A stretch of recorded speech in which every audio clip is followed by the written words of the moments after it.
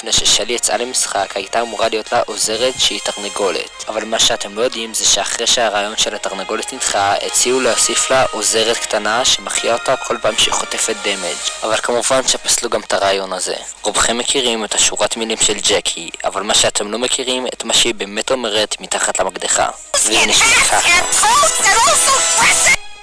בגרסאות הראשונות של ברול סטארס, ברלי היה יכול לצמצם את הסופר שלו לנקודה אחת, מה שאומר שכל הבקבוקים שהוא היה זורק היו נכנסים לנקודה אחת, במקום להיות מפוזרים כמו שהם עכשיו. בגרסאות הראשונות של ברול סטארס לאל פרימו היה פחות מ-1500 חיים.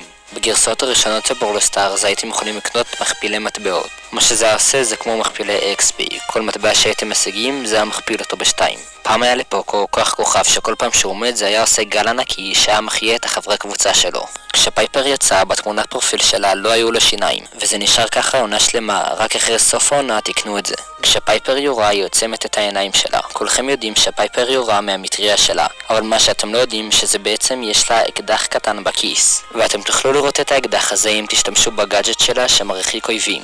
ברגע שתשתמשו בגאדג'ט תוכלו לראות אקדח קטן שיוצא מהכיס שלה. לאש יש סמל קטן בגב.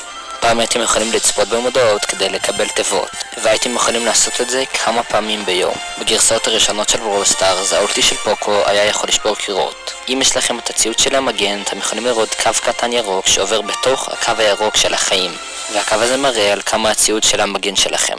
בגרסה הסינית של ברול סטארס, העננים הם סגולים, וגם אי אפשר להתחבר על חשבון סופרסל. ובחנות יש את סטאר שלי בחינם, שזה אחד הסקינים הכי נדירים בברול סטארס. אבל ידעתם שלתותח של פני יש שם, וקוראים לו לני.